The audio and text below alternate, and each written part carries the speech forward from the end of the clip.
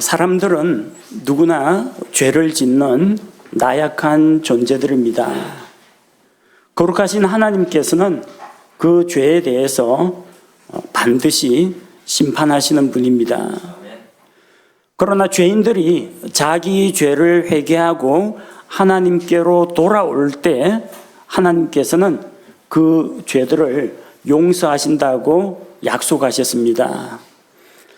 성경 인물 가운데 다윗이 있습니다. 그는 이스라엘의 왕이요, 또 하나님의 말씀을 기록한 예언자요, 또한 하나님을 찬양하는 시를 짓고 또 악기를 제작한 음악가이기도 했습니다. 그런 다윗에게도 한 가지 하나님 앞에 흠이 있었는데 그는 밧세바와 간음을 하여 죄를 지었습니다.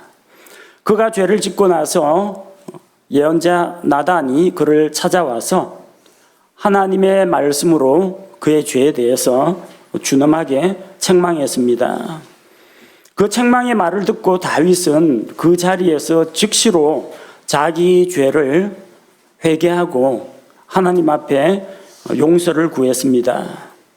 그리고 그는 예언자로부터 하나님의 용서를 선포하는 말씀을 듣고 용서받은 자가 누리게 되는 그 기쁨에 대해서 노래했습니다. 다윗과 같이 자기 죄를 용서받는다는 것은 대단히 놀랍고 또 기쁜 일입니다. 우리는 다윗이 시편에서 노래한 죄를 용서받은 자가 누리는 그 복에 대해서 오늘 말씀을 통해서 같이 살펴보고 하나님의 은혜를 나누기를 원합니다. 하나님 앞에서 죄를 용서받는다는 것은 어떤 의미가 있을까요? 다윗이 겪었던 그 경험을 오늘 성경 말씀을 통해서 살펴보겠습니다. 첫째로 죄를 용서받은 자는 하나님의 진노를 받지 않습니다. 죄는 하나님의 진노를 불러일으킵니다. 하나님은 이 세상을 만드시고 그냥 가만히 내버려 두시는 분이 아닙니다. 세상 일에는 그냥 간섭하지 않고 멀찍이 떨어져 계신 분이 아니고 이 세상을 주관하고 계시고 지켜보고 계십니다. 주의 눈은 언제 어디서나 선한 자와 악한 자를 감찰하고 계십니다. 하나님께서는 거룩하신 분이기 때문에 죄를 그냥 눈 감아 줄 수가 없습니다. 죄에 대해서는 거룩하신 하나님께서 무섭게 진노하십니다. 다윗이 죄를 지었습니다. 밧세바와 간음을 했습니다. 그래서 십계명에서 말한 간음하지 말라, 이 율법의 말씀을 어겼습니다. 그리고 밧세바가 임신을 하게 되자 자기가 지은 죄를 감추기 위해서 남편 우리아를 불러들여서 집으로 들여보냈습니다. 그래서 그것이 자기 아이가 아니라 우리아의 아이인 것처럼 속이려고 했는데 2번이나 시도했지만 우리아가 워낙 충실한 사람이라서 자기 부하들과 그냥 바깥에서 같이 병사들과 어울려 자는 바람에 그 계략이 실패했습니다. 우리아를 속이려고 하다가 실패했습니다. 거짓말하지 말라는 하나님의 말씀을 그는 위반했습니다. 그리고 나중에 이 밧세바가 점점 배가 불러오고 아이를 낳게 되면 필시 남편의 오해를 사게 될 겁니다. 남편에게 발각될 겁니다. 추궁당할 겁니다. 그것이 다윗의 아이라는 것까지 밝혀지게 될 겁니다. 그래서 요압을 시켜서 밧세바의 남편 우리아를 전쟁 최전선에 내보냈습니다. 그래서 적군의 손에 죽임을 당하게 했습니다. 그로 인해서 다윗은 살인죄를 저질렀습니다. 한 가지 죄를 덮으려고 하다가 이것저것 또 다른 죄를 짓게 되는 것이 사람의 모습입니다. 다윗이 지은 그 죄에 대해서 하나님께서는 맹렬하게 진노하셨습니다.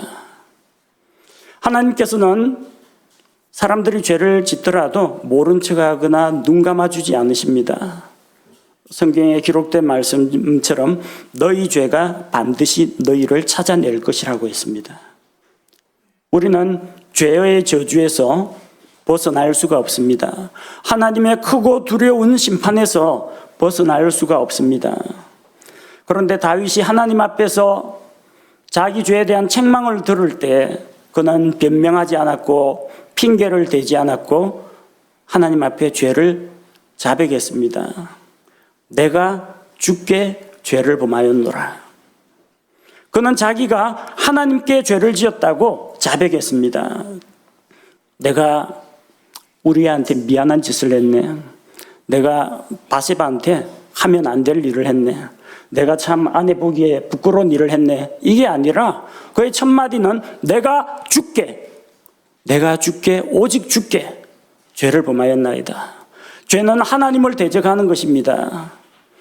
죄는 세상의 법을 어기고 도덕적인 규범을 어기는 것, 그것만 있는 것이 아니라 하나님의 거룩하신 성품에 위배되는 것이 죄입니다. 하나님의 말씀을 어기는 것이 죄입니다. 하나님의 뜻과 계획에 어긋나는 것이 죄라는 것입니다. 다윗은 자기가 행한 일들을 돌아볼 때 내가 하나님께 죄를 지었다, 그렇게 자백하고 회개하였습니다. 그러자 주께서 그의 죄를 용서하셨습니다. 그래서 그는 하나님의 진노의 형벌을 받아야 하지만 진노를 받지 않았습니다.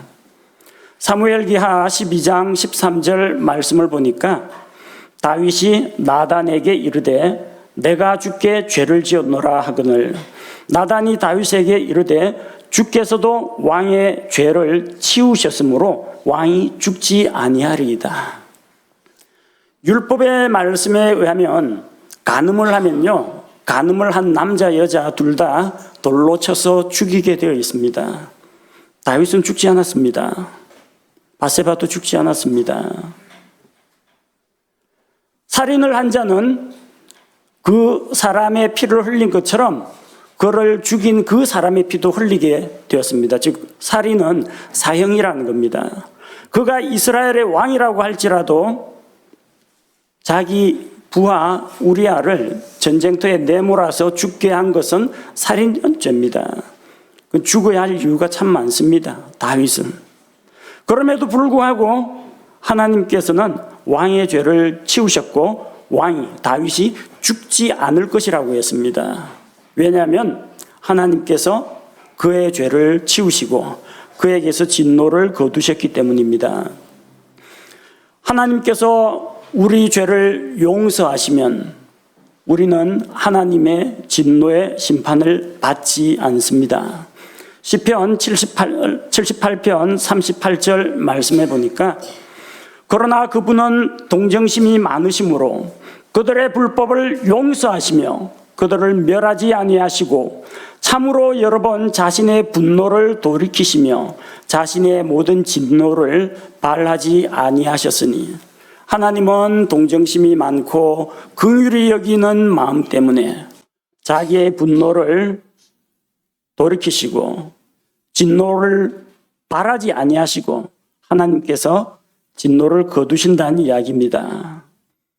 이런 은혜의 하나님, 긍휼히 여기시는 하나님 때문에 우리가 지금 아직까지 살아있고 우리가 예수님을 만나서 구원을 받을 수 있게 된 것입니다. 성경은 모든 사람이 죄를 범하였고 온 세상이 죄의 저주 아래 있다고 했습니다. 아직까지 구원자 예수 그리스도를 통해서 자기 죄 문제를 해결하지 않은 사람은 여전히 진노 가운데 머물러 있습니다. 그러나 예수님을 자기의 구원자로 믿고 받아들인 자는 더 이상 진노 아래 있지 않고 생명 안에 있습니다. 요한복음 3장 36절 말씀을 보겠습니다. 요한복음 3장 36절 아들을 믿는 자에게는 영존하는 생명이 있고 아들을 믿지 않는 자는 생명을 보지 못하며 도리어 하나님의 진노가 그 위에 머물러 있느니라. 이 세상에 있는 모든 사람들, 죄인인 모든 사람들 머리 위에 하나님의 진노가 머물러 있습니다. 그리고 마지막 때 하나님의 심판이 임하는 때에 그 진노가 그의 머리 위에서 쏟아지게 될 것입니다. 크고 무서운 하나님의 진노로부터 벗어나는 길은 하나님 앞에 자기 죄 문제를 회개하고 죄를 예수 그리스도께 맡기고 죄들의 용서를 받는 길밖에 없습니다. 하나님 앞에서 죄를 용서받은 자는 더 이상 하나님의 진노를 받지 않게 됩니다. 둘째로 용서받은 자는 죄책감에서 벗어나게 됩니다. 죄를 지은 자는 그 죄를 깨달을 때 자기 마음에 찔림을 받게 됩니다. 우리는 자기가 죄인이라는 것을 누가 일러주지 않아도 나 스스로 잘 알고 있습니다. 창세기 42장 21절 말씀을 보니까 그 요셉의 형들이 이집트에서 곡식을 사러 갔다가 요셉이 자기를 알아보지 못한 형에게 엄하게 대하니까 그들이 옛날이 생각이 납니다. 옛날에 요셉이 형들에게 잡혀가지고 형들이 이방인들에게 팔 때 요셉이 액을 복걸하는데 그 간청하는 것을 듣지 않았는데 그것 때문에 우리가 이제 이 괴로움을 당하는구나. 마음의 찔림이 왔습니다. 그동안은 요셉을 팔아버린 사실에 대해서 시간이 흐르면서 다 잊어버리고 지냈는데 마음속에 자기들이 지은 죄에 대한 찔림이 왔습니다. 죄를 깨달으면 죄책감이 찾아옵니다. 그리고 죄책감이 시달리게 됩니다. 사무엘기하 24장 10절 말씀에는 다윗이 하나님께서 명하지도 않았는데 하나님을 의지하지 않고 자기 나라 세금이 얼마나 거치는지 자기 나라 군사력이 얼마나 되는지 알아보기 위해서 인구조사를 했습니다. 그 인구조사를 하고 나서 그의 마음이 찔림을 받았습니다. 스스로 마음속에 그가 찔림을 받았습니다. 잘못했다는 걸 깨달았다는 거죠. 사도행전 2장 37절에 오순절에 천하각지에 있던 유대인들이 예루살렘으로 모였습니다. 베드로가 선포하는 그 말씀을 들을 때 그들이 이 말을 듣고 마음속으로 찔려 뭐라고 했습니까? 사람들아, 형제들아, 우리가 어찌할까? 난 어떻게 하면 좋으냐? 하나님 앞에서 그런 고백을 하게 됩니다. 하나님의 말씀을 듣고 그 말씀을 통해서 자기의 죄를, 자기의 범법을 깨닫게 될 때 이처럼 마음에 찔림이 있습니다. 만약 이 죄 문제를 해결하고 죄로부터 용서받으면 더 이상 죄책감은 없습니다. 그러나 죄 문제가 해결되기 전까지는 짓눌리게 됩니다. 오늘 우리가 읽은 본문 말씀에도 나와 있습니다. 32편, 시편 32편 4절에 밤낮으로 주의 손이 나를 무겁게 누름으로 내 진액이 여름 가뭄으로 변하였나이다. 그는 마치 자기 몸 위에다가 무거운 돌덩어리를 얹어놓은 것처럼 짓눌렸습니다. 그래서 몸에서 체액이, 진액이 빠져나가는 것 같았습니다. 그가 죄에 대해서 얼마나 두려워하고 하나님의 심판을 얼마나 무서워했는지를 알 수가 있습니다. 밤에 잠도 제대로 자지를 못했습니다. 죄를 지은 후에 죄책감으로 인해서 슬퍼하고 괴로워했습니다. 시편 6편 6절 말씀해 보니까 내가 신음함으로 피곤하며 밤새도록 내 잠자리를 띄우고 눈물로 내 침상을 적시나이다. 밤에 자리에 누워서도 죄책감에 짓눌려서 자기 죄로 인해서 슬퍼함으로 말미암아 눈물로 그 침대를 적셨습니다. 내 잠자리, 자기가 자는 그 침상을 띄웠습니다. 어디에요? 눈물의 강에 띄웠습니다. 이건 시적인 표현이라 좀 과장이 심합니다. 눈물을 얼마나 많이 흘렸으면 방 안에서 침상이 둥둥 떠다닐 정도라는 겁니다. 그만큼 그는 자기 죄에 대해서 통렬하게 뉘우치는 한편 그 죄책감으로 인해서 괴로워했다는 겁니다. 여러분, 죄에 대해서 가볍게 생각하지 마십시오. 죄 짓고 나서 교회 가서 하나님 앞에 잘못했습니다 하고 한번 회개기도 한번 하고 나면 상쾌한 기분으로 다시 나온다. 이런 식으로 생각해서는 안 됩니다. 죄는 무서운 겁니다. 죄에 대해서 진정으로 통회하는 마음이 있어야 합니다. 죄를 미워하는 마음이 있어야 합니다. 그래야 그걸 싫어하고 버리고자 하는 마음이 뒤따르게 됩니다. 다윗은 하나님으로부터 용서를 받고 이 죄책감에서 벗어났습니다. 그래서 다윗은 음식을 먹고 다시 기력을 회복해서 하나님 앞에 경배하고 이제는 자기가 지은 그 죄 문제를 모두 다 마무리를 했습니다. 하나님의 용서가 있었기 때문에 그는 다시 새롭게 하나님 앞에서 일어서고 하나님과의 관계가 회복되어서 다시 하나님의 백성을 보살필 수 있게 된 것입니다.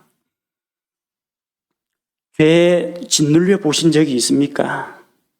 저는 어릴 때 흔히 말하는 범생이었습니다. 모범생. 제 자랑이 아니라 제가 완전한 사람이라는 이야기가 아니라 당시 제가 어릴 때는 학교에서 선생님 말씀 잘 듣고 사고 안 치고 성적 좋으면 그냥 모범생이었습니다. 제가 도덕적으로 인격적으로 훌륭했다는 이야기가 아닙니다. 주변 사람들이 어쨌든 선생님들이 다 좋아해 줬고 가족들 친척들도 착하다 순하다라고 했지만 제 마음속은 그렇지 않았습니다. 한창 예민한 중2, 중3, 사춘기 청소년이 얼마나 마음속이 복잡하겠습니까? 전교 1, 2등을 다투는 위치에서 전교 1등 한 번이라도 빼앗기면요. 옛날에 나를 치고 올라간 걔를 미워합니다. 시기합니다. 그리고 내가 그만큼 똑똑하고 인정받는 만큼 다른 사람들 나보다 좀 성적이 나쁜 사람들의 처지를 이해해주고 공감해주지를 못했습니다. 한마디로 시건방졌습니다. 사춘기 청소년 남학생이 가지고 있는 생각이 뭐겠어요? 몸의 변화에 따라서 저도 성적인 것에 호기심을 많이 가졌습니다. 그런데 사람들은 저를 착하다고 합니다. 저도 양심이 있지. 사람들 앞에 칭찬 듣고 헤헤 난 그런 사람이야 하고 저 자신을 치부 이렇게 감쌀 생각이 없었습니다. 밤에 자리에 누워가지고는 나라는 존재가 한심스럽게 생각되기도 하고 마음속에 있는 내가 짓고 있는 사람들은 모르지만 법을 어기지는 않았지만 도덕을 위반하지는 않았지만 하나님하고 나만이 둘만이 알고 있는 죄 문제 때문에 괴로워했습니다. 근데 예수님을 만나기 전이기 때문에 이 죄 문제를 해결할 줄을 몰랐어요. 어떻게 해야 이 죄가 사라지는지, 날마다 착한 일을 하면 되는 건지, 바른 생활을 하면 되는 것인지. 예수님 만나기 전까지는 이 죄책감에서 벗어나질 못했습니다. 짓눌렸습니다. 그래서 얼굴 표정이 그야말로 옛날에 그 사진첩에 국민학교, 중학교 1, 2학년 때 찍은 사진 보면 얼굴에 표정이 없습니다. 웃지도 말고 울지도 말고 화내지도 않고 무표정. 아무 표정이 없어요. 사진 찍어도. 예수님을 만나고 나서 이 문제가 해결이 되었습니다. 죄에서 자유를 얻을 때 마음속에 변화가 일어났습니다. 더 이상 죄책감에 시달리지 않게 되었습니다. 예수님의 십자가 대속을 내가 내 것으로 믿고 받아들였을 때 죄들을 용서받고 하나님 앞에서 죄책감으로부터 자유, 심판 형벌로부터 자유롭게 됐다는 것을 알게 되었습니다. 그런데도 양심이 예민한 분들은요, 죄책감에 시달리는 분들이 있습니다. 하나님은 다 용서했는데 진짜 여러분 가운데 착하고 예민한 사람은요, 내가 나를 용서 못해요. 내가 나 자신을 자책하는 겁니다. 하나님께서 예수 그리스도의 십자가의 피로 모든 죄를 다 용서하셨는데 내가 나 자신을 비하하고 나 자신을 스스로가 이제 구박하는 겁니다. 너는 안 돼. 너는 쓰레기야. 이런 식으로. 또 그 배후에는 뭐가 있느냐? 마귀가 도사리고 있습니다. 예수님의 피로 모든 죄가 용서되었다는 것을 우리로 하여금 믿지 못하게 의심과 불신을 집어넣는 마귀가 있어요. 야, 너 그러고도 그리스도인이냐? 너 예수님 믿었다며. 근데 왜 달라진 건 하나도 없어? 그러면서 넌 아니야. 너 아직 구원 받지 못해서 우리 마음속에 여러 가지 잡된 생각을 집어넣는 그런 마귀의 괴락 때문에 죄책감에 시달리는 사람도 있습니다. 그러나 내 자신이 나를 용서하건 용서 못하건 마귀가 나를 비난하고 정죄하건 간에 재판장은 누구다? 하나님이시다. 하나님이 용서했다는데 누가 감히 우리를 정죄하겠습니까? 그래서 우리는 죄를 용서하시는 권능을 가진 하나님을 생각할 때 나 자신이 비록 초라하고 보잘것없고 정말 미천한 자라고 할지라도 하나님 앞에서 그분의 용서를 받았다는 것을 믿음으로 받아들이고 다시 일어설 수가 있습니다. 나를 억누르는 그 죄책감에서 내가 벗어나서 자유를 누릴 수가 있게 되는 것입니다. 셋째로 용서받은 자는 마음의 기쁨을 누립니다. 죄를 용서받으면요, 가장 먼저 느끼는 감정이 뭐냐면요, 안도감입니다. 다행이다. 안도감, 안심하는 마음이 제일 먼저 찾아와요. 이제는 죄로 인해서 심판과 지옥 형벌을 받지 않는다. 그 생각 때문에 이제는 안심이다. 그런 생각이 듭니다. 근데 단순히 살았다. 다행이다. 이거에서 끝나는 게 아니라 마음속에서 기쁨이 솟아나게 됩니다. 어릴 때 아들들이 잘못을 저지르면 저희 집에서는 일단은 제 아내가 악역을 많이 맡았습니다. 일단 아내한테 실컷 혼납니다. 그래서 아빠한테 가봐. 아들 하면 찔찔 울면서 이제 아빠한테서 이제 심판 판결을 받아야 됩니다. 그러면 이제 자기 입으로 너 뭐 해서 엄마에게 혼났느냐? 네 입으로 이야기를 해봐라. 그게 너는 잘못한 거라고 생각이 되느냐? 엄마한테 죄송하다는 생각이 드냐? 이제 자백을 받은 다음에 어떤 때는 아주 그냥 삐딱한 태도로 나올 때는 이제 매를 드는데 잘못했습니다. 눈물 뚝뚝 흘리면서 그럴 때는 같이 이제 성경책 펼쳐놓고 성경 말씀 그 용서에 대한 말씀 같이 찾아 읽고 그래 잘못할 수는 있다. 근데 그렇게 잘못을 그렇게 금방 인정하고 너희가 반성하고 그런 마음이 소중하다. 그래서 아빠 손잡고 또 같이 이제 기도합니다. 같이 기도하고 또 안아주고 그 엄마한테 가봐 하면서 또 해가 또 엄마 붙잡고 또 한창 또 한바탕 울고 5분 딱 지나면요 웃으면서 까불면서 돌아다닙니다. 그거 지켜보면서 진짜 회개한 거 맞나 그런 생각도 들어요. 아니 적어도 아빠 같은 성격이면은 적어도 한 몇 시간이나 며칠 정도는 풀이 죽어가지고 아무것도 못하고 한 구석에 처박혀 있어야 되는데 헤헤거리면서 실실거리면서가 둘이서 올려서 재밌게 잘 놀고 있어요. 근데 저는 그게 진짜 용서받은 자의 표상이라는 생각이 들어요. 진짜 용서받았기 때문에 이제 아빠가 우리 혼낼 일은 없다. 그게 안심이다. 다행이다. 용서받았다. 하마터면 또 회초리 맞을 뻔했는데 이제는 해방이다 라는 생각이 드니까 그렇게 웃고 즐기고 떠들 수가 있는 거예요. 어린아이와 같이 되라는 말씀이 무슨 뜻인지 이해가 되더라고요. 다윗은 하나님 앞에 회개하고 용서를 구했습니다. 용서를 받을 때 그에게 다시 기쁨이 회복되었습니다. 시편 51편 12절 말씀을 보니까 주의 구원의 기쁨을 내게 회복시켜 주시고 주의 자유로운 영으로 나를 떠받쳐 주소서.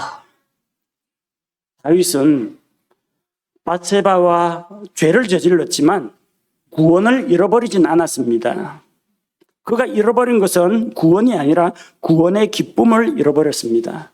근데 하나님의 용서를 받을 때는 구원의 기쁨이 다시 회복이 된다는 겁니다. 여러분이 죄를 지을 수는 있습니다. 그러나 여러분의 죄는 이미 예수 그리스도의 십자가를 통해서 완전히 해결되었습니다. 우리는 죄를 지을 때 하나님과의 관계가 단절이 됩니다. 구원의 기쁨을 잃어버립니다. 그리고 두려움, 부끄러움을 느끼게 됩니다.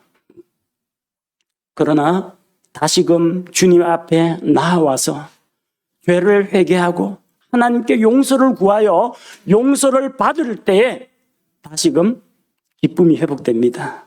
하나님께서 주시는 그런 기쁨이 우리 마음속에 깃들게 됩니다. 성경 말씀을 보니까 예수님을 믿고 하나님으로부터 죄를 용서받은 자는 너나 할 것 없이 기뻐하였다고 합니다. 사도행전 8장 39절에 보니까 빌립을 통해서 복음을 들은 에티오피아 내시가 있습니다. 그는 물속에서 침례를 받았습니다. 그들이 물속에서 나와 올라올 때에 주의 영께서 빌립을 채워가심으로 내시는 그를 더 이상 보지 못하더라. 내시는 기뻐하며 자기 길을 가되 예수님을 믿고 죄 문제를 해결했습니다. 구원받았습니다. 그리고 침례를 받을 때 내시가 기뻐했다고 했습니다.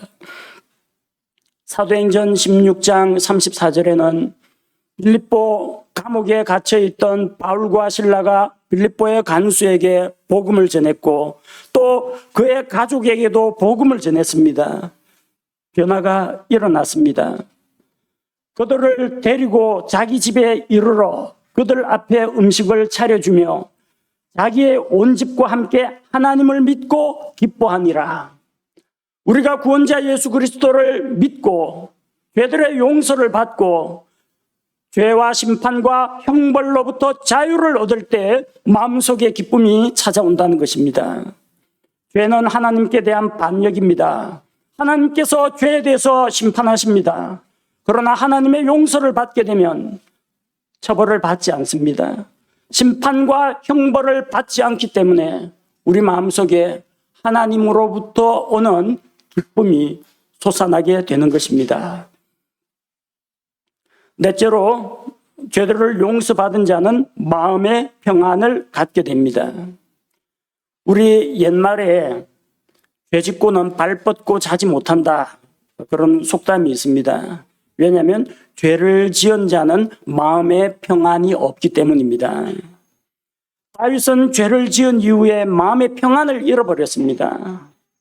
그의 마음은 죄가 다 뒤엉켜 놓았습니다. 마음속에 갈등과 후회와 번민만이 가득 차 있었습니다.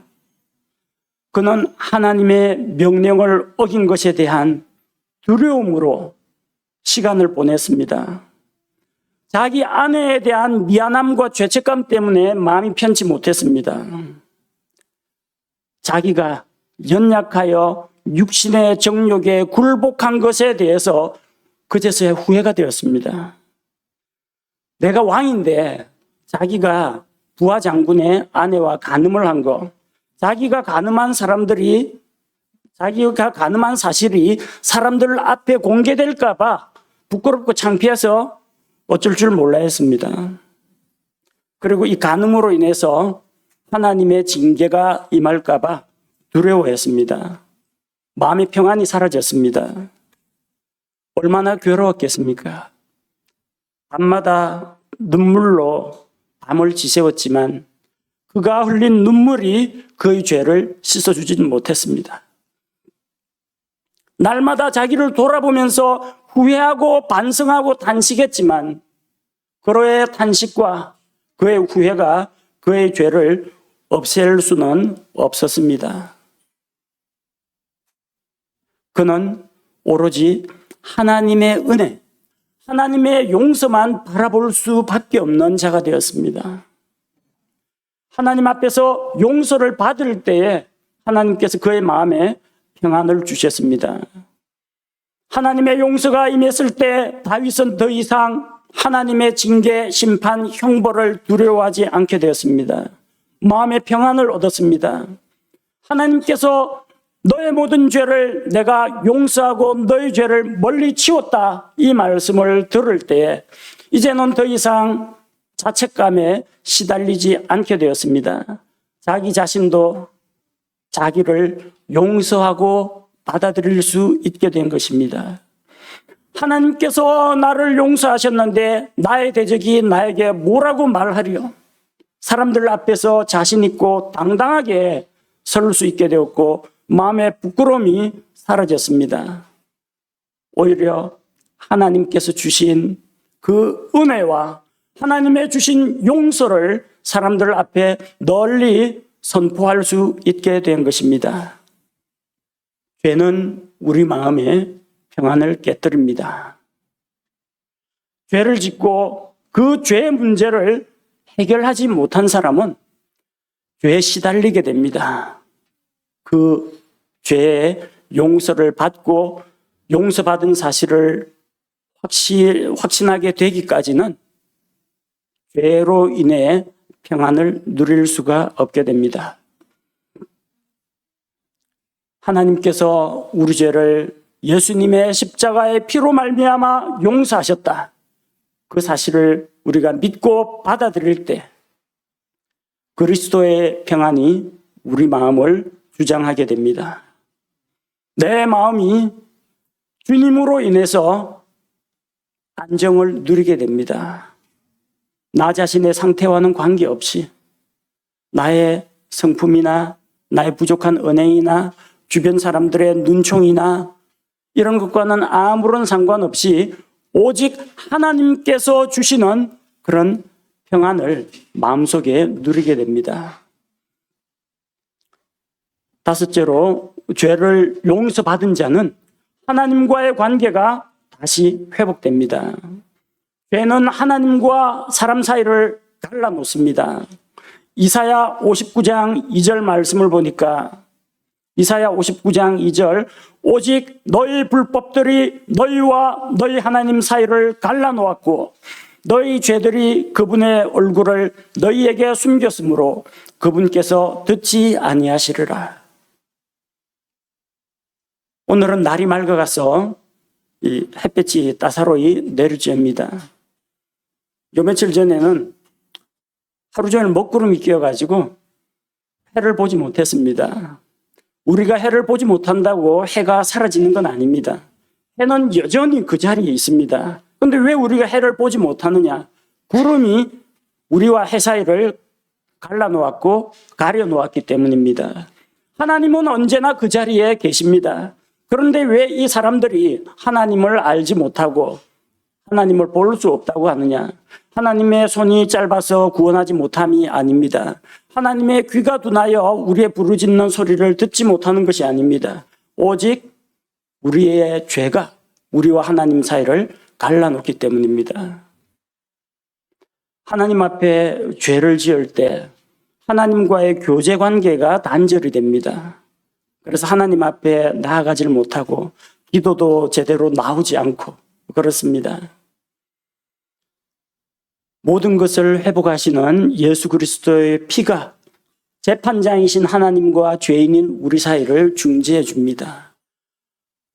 예수님께서 고귀한 자기의 피를 십자가에서 흘리신 대속의 피를 하나님의 공의 앞에 바침으로써 하나님께서는 그 피를 보시고 예수님의 생명의 피를 받으시고 우리의 죄들을 용서해 주시는 겁니다. 이전에는 우리가 하나님 없이 살았고 하나님을 알지 못하고 하나님의 뜻도 알지 못하고 마귀의 유혹을 따라서 육체의 욕심을 따라서 살았습니다. 하나님과는 관계가 없는 멀리 떨어진 생활을 했습니다. 그래서 모든 사람이 죄를 지어 하나님의 영광에 이르지 못했다고 했습니다. 그러나 예수님께서 우리 죄를 대신하여 십자가에서 대신 죽으시고 죄로 원수가 되었던 우리를 하나님과 다시금 화해시켜 주셨습니다. 그래야 우리는 죄 용서를 받게 되었습니다. 하나님의 용서는 죄로 인해서 이 벌어진 하나님과 우리 사이의 이 간극을 메워줍니다. 죄로 인해서 멀어졌던 이 관계를 다시 가깝게 회복시켜 줍니다. 다윗이 상하고 통회하는 마음을 들여서 하나님 앞에서 회개했을 때 하나님께서는 그를 용서하시고 다시 관계를 회복시켜 주셨습니다. 시편 51편 19절 말씀에 그때 주께서 의의 희생물과 번제 헌물과 전체를 드리는 번제 헌물을 기뻐하시리니 그때 그들이 주의 제단 위에 수소들을 드리리이다. 하나님 앞에서 회개하고 하나님의 긍휼과 용서를 얻고 하나님께서 다윗을 다시 받아줄 때에 다윗은 다시 희생 헌물을 가지고 하나님 앞에 나아갔고 하나님께서는 그 헌물을 기꺼이 기쁘게 받아주셨다는 것입니다. 하나님께서 받으셨다는 것은 교제 관계가 회복되는 것을 말합니다. 우리를 위하여 십자가에서 대속의 피를 흘려주신 예수님, 그 예수님의 대속으로 말미암아 우리는 죄들을 용서받고 하나님과의 관계가 다시 회복되었습니다. 하나님께서 우리를 자기 백성으로 받아주셨습니다. 하나님께서 우리를 그분의 자녀로 받아주셨습니다. 이제는 두렵고 엄한 재판장이 아닌 사랑과 은혜가 넘치는 아버지 하나님이라고 부를 수 있게 된 것입니다. 하나님께 감사를 드립니다. 거룩하시고 의로우신 하나님은 죄에 대해서는 반드시 하나도 남김없이 심판을 하셔야 하는 분입니다. 그래서 죄인들은 하나님의 진노 앞에서 두려워 떨 수밖에 없는 그런 존재들입니다.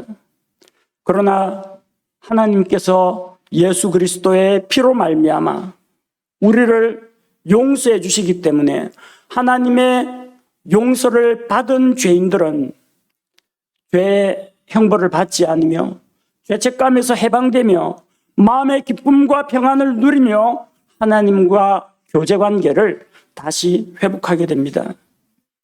예수님을 통하여 믿는 자들에게 이런 놀라운 복을 주시는 하나님께 감사를 드립니다. 우리 사랑하는 성도 여러분, 하나님이 나를 용서하셨다. 그것이 나에게 얼마나 크고 놀라운 복인지 오늘 깊이 생각하시고 구원자이신 하나님께 감사와 찬양을 드리며 구원의 기쁨 가운데에서 이번 한 주간도 하나님을 위하여 살아가시기 바랍니다. 함께 기도하겠습니다. 거룩하신 하나님 아버지, 미천한 우리를 예수 그리스도의 피로 말미암아 받아주시고 지나간 우리의 모든 죄를 예수님의 피값으로 대신 속죄하시고 우리의 모든 죄를 용서하여 주신 것을 감사를 드립니다. 이제 믿고 구원받은 우리에게 더 이상 정죄가 없고 심판이 없고 지옥 형벌이 없다는 것을 감사히 받아들입니다. 이제는 마음속에 죄책감 대신에 하나님 주시는 기쁨과 마음의 평안으로 가득 채워지기 원합니다. 하나님으로 인하여 즐거워하고 하나님과의 관계가 회복된 것으로 인하여 감사를 드립니다. 우리의 창조주가 되시며 우리의 구속자가 되시는 하나님께 영광을 돌리며 하나님의 용서를 받은 자가 누리는 복을 우리가 감사히 여기고 이 복을 누리며 또 이 복을 사람들에게 전하는 자들이 되게 하여 주옵소서. 예수님의 이름으로 기도합니다. 아멘.